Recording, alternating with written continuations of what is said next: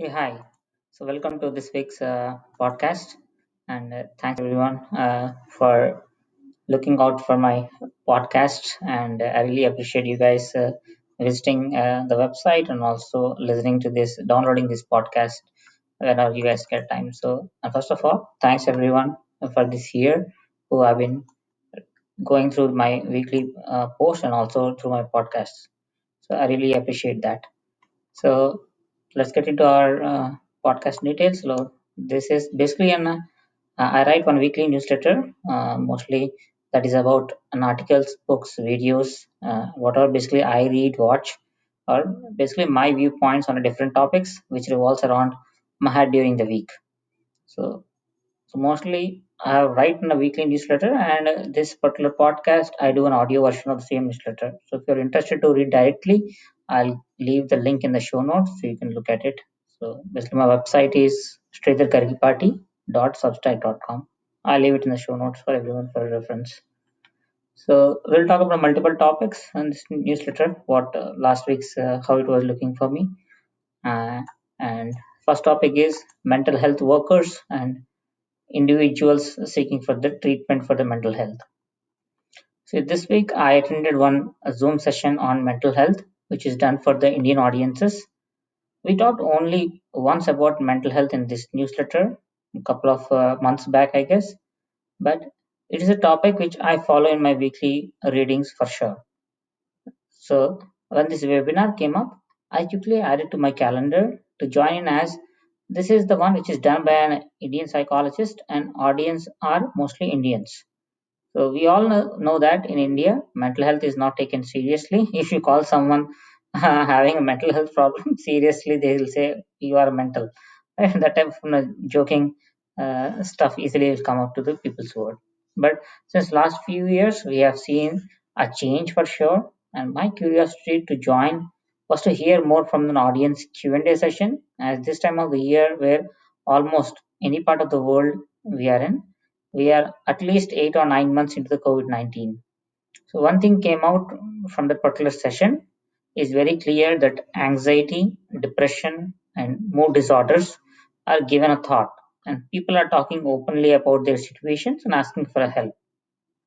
So as when I hear in that webinar, one person said, as he has lost job, he has been spending time alone in a city and crying often. And there is another person who mentioned the ask clearly for a very serious help.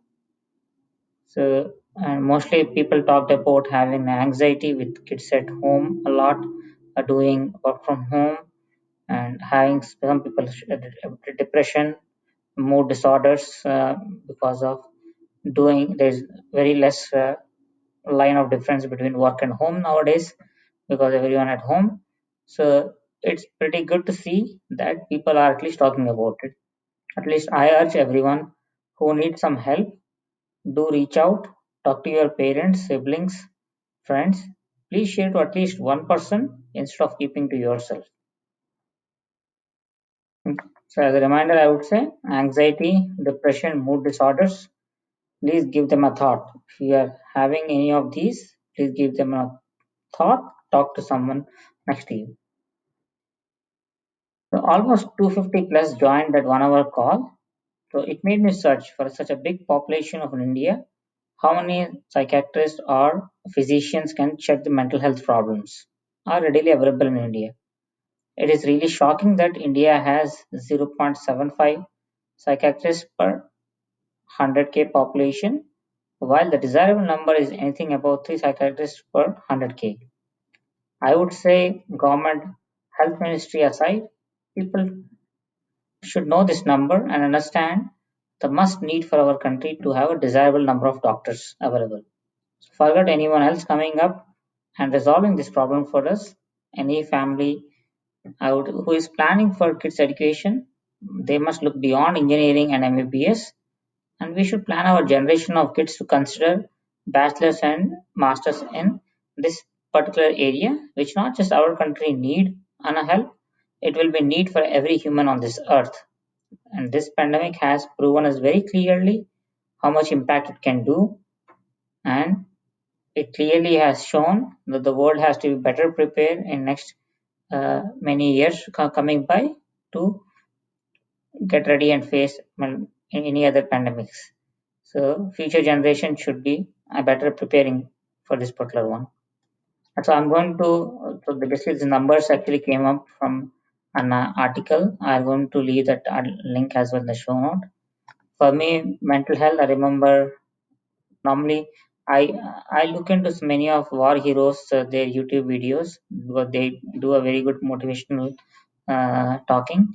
So I guess Florent Grober, he said the best words on the mental health, according to me. Demons in our head are toughest of enemies. Right. Moving on to the next topic. The second one is winter is here. So this year, so Game of the Thrones is done. There is no winter is coming. If you should get that series, you'll get it. So so winter is coming or winter is already here, right? Winter is already here for us. So this year we definitely need to strengthen our immune system more.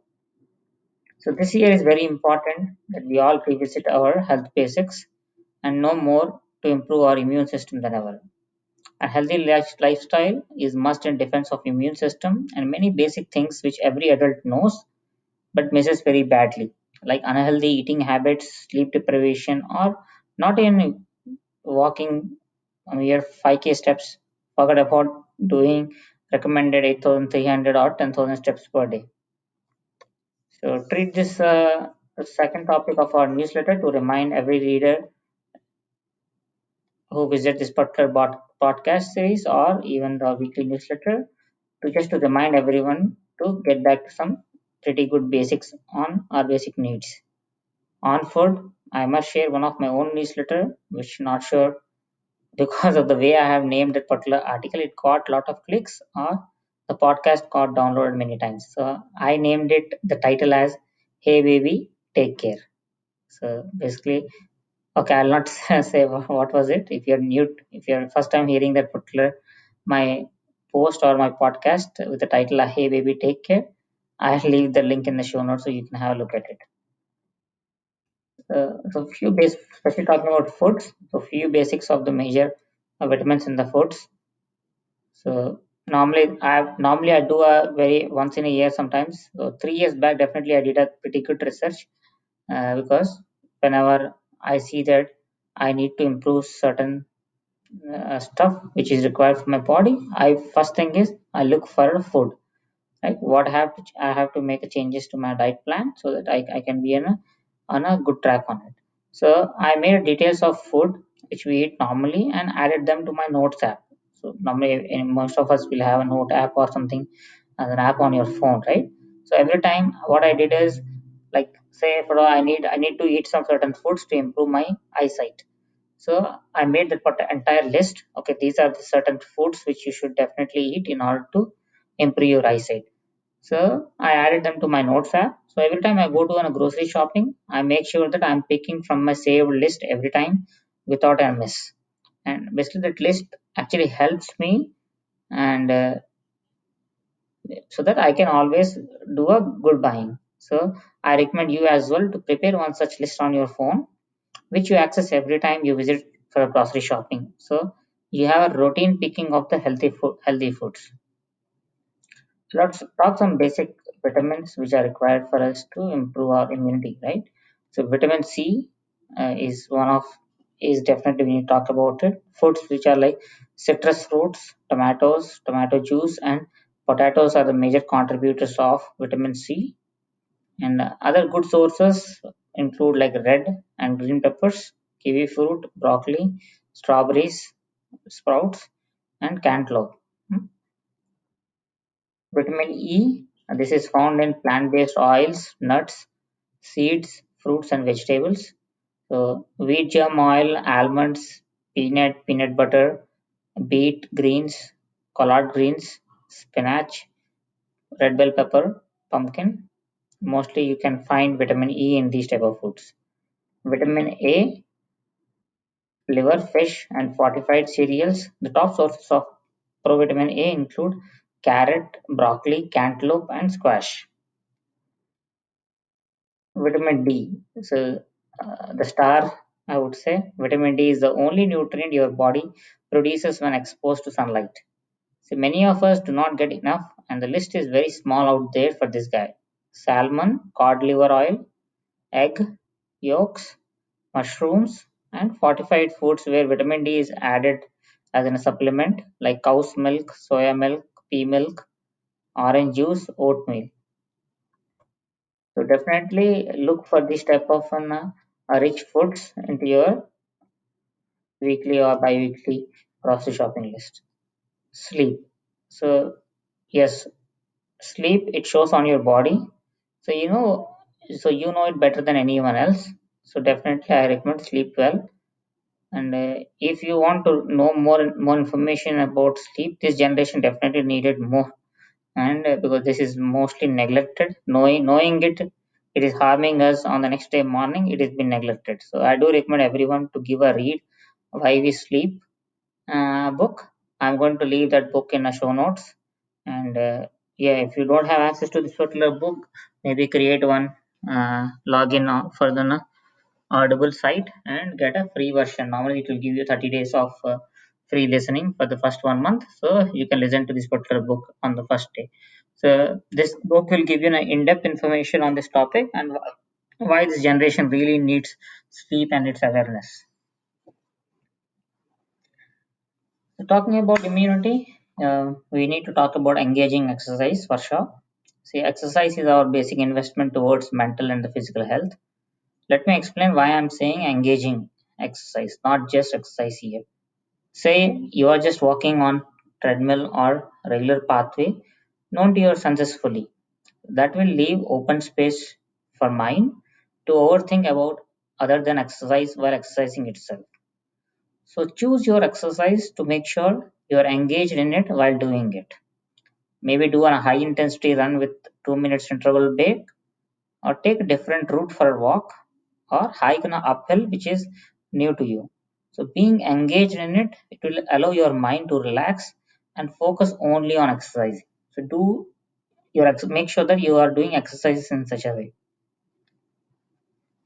And another most basic thing is stress. Yes, stress definitely impact. I don't think there's no one else anyone else in the world who doesn't stress. Stress is something which is good to have, bad to have, actually more bad to have. And I would say stress is sometimes good for you as well, to keep you on track on certain things. So definitely if you are stressed during this COVID-19 period, definitely you need to uh, look. Definitely you are not the only reason. There are external factors which are impacting your stress, and whatever that factor is, please make sure that your stress levels are in your control. So I said this is topic is definitely a basics. So I have not shared anything new here, because most of this information you can get it. I got it from Google whenever I research for the required foods. You can also get it from the Google. And basically, I'm just sharing because my wife shared me one of the article, and that was done by USA Today, and it has an in-depth graphs and explaining about similar topic in lines. And I remember that yes, I have talked in my previous weekly newsletter as well on many of these topics already. I have individual posts written by me, but definitely I'm going to leave that portal link in the show notes. You can have a look at USA Today article for a reference. That is a good article to remind or summarize entirely how to build a strong immune system during this winter. Alright. So going back, third topic. This is 2020 YouTube trends are out.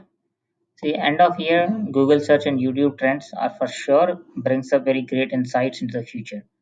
This is the one report which I look out, or I just look at these weekly trends as well for my newsletter. So I do not live in my own small world and peek out what is happening in the world. Coming back to the YouTube trends for the year end, it brought many insights. Normally, this talks about entertainment, music, businesses, politics, etc. in the prior years, but this year, as many of us are at home, due to pandemic, the search results are way different than the prior years and giving a great insights. Few highlights from it. This year they have seen rise of new YouTubers in form of older adults, see virtual creators and indigenous language rappers. Especially baby boomer generation coming out as a YouTube creators and as a viewers in the world. As this generation getting into retirement or few already retired are going to bring a big transformational change with the online presence. In the recent findings, it was found that a lot of products and services are being boomed to serve this particular generation, and in 2021, it is seen as a big business opportunity. So, baby, it seems next year is baby boomers. And second, then online streaming, yes, these were all rise this particular year. Many of the YouTube creators have used the platform to connect with their fans, and few have run more than 3 hours of streaming as well. So Zoom video meetings have also played major role for such creators. Will this trend going to change the live concert or shows? Many creators who have visa restrictions to perform in other countries now have a boom with this particular technology and got a ways to generate revenue just sitting at their home studios or some performing with a laptop and a headset. I can take my own example. I'm just sitting with a laptop and headset and doing this particular podcast. Uh, Online streaming, right? That was for the online streaming.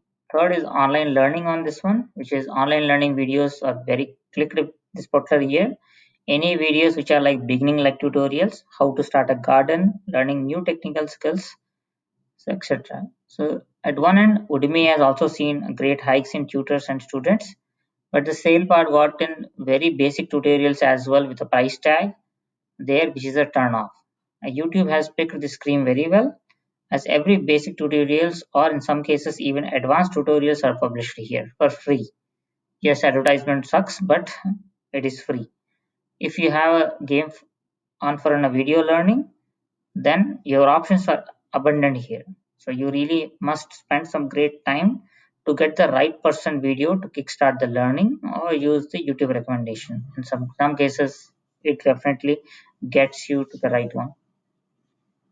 I'm going to leave a link in the show notes so you can look into the consumer insights what YouTube has shared based upon the 2020 search results. Let's go back talking about the fourth topic, coming back to our top different topics. 2020 year for an employer and employee. I definitely want to talk about this one. I read one of the survey which basically said 80% of executives think that they are supporting the physical and emotional health of their workforce, and only 46% of employees actually agree. Yeah, year 2020 was for sure different for all of us. As we worked remote from our homes, the jobs which allowed us blurred lines between home and work more. Work-life balance really need a new definition for what every one of us has gone in the last 8 to 9 months. End of 2020, CDC did an article on mental health. I am going to leave that link in the show notes. One of the results from there is all work, no play culture. So employees have put more and more hours into work. Stress levels are so high that it is impacting many of people mental health, and some are not even aware of impacts as go in this particular tide. Just look at your work group. People have not taken vacation in last 8 months or not taken a few days off. I have known people personally who are doing this either with too much of work on their plate. Yes, I have a friend who mentioned that their team is adding more work to their weekly schedule, starting their calls as early as 8 a.m. as no traveling is involved. A lot of meetings are scheduled at 4:30 p.m., which bleeds beyond 5 p.m. official work schedule as well. Or few are working more due to the job security concerns or isolation at home, allowing them to do this. So whatever the reason is, one's mental health is at stake. Other hand, employers have shown great importance this year for the workplace safety. Safety, yes, it is for the benefit of workers only too. So it can be safe for them to come to work. But I would say way less is done for the employee wellness. See, few organizations are stepping up and giving online sessions and access to the medical professionals, yoga, etc. Or few extending the remote work till May 2021 and thereafter plan to give options to remote work 3 days in a week and rest 2 days to be on site. Or there are very few only focused on enabling their workforce to enable the business is going usual. But none of these guys talk to their employee well-being. As for them, it's business usual. There are certain employees like this on as well. So there is no surprise why employers are saying they are doing more and more, but employees are hardly agreeing 50% to it. Yeah. Just look at I would say just look around your own company. You can see how the culture is going on currently, either for full timers or the contractors. You would not be surprised. Yes, I know why the survey is saying that 80% of executives thinks they are supporting physical and emotional health of their particular workforce, but hardly employees who agreeing to it. That's all for this particular week. Mm. So do subscribe to our show, which is on Apple Podcast, which is show's name is Minimalist Techie, and normally this is an audio version of my article which I posted on my website, which is vidyagadipati.substack.com. So if even you subscribe or not, please leave a review on Apple Podcast so that other people can find us easily on their search. So, so do let me know in the show notes or in the comments or reply to this particular email to share what is your view on this particular post.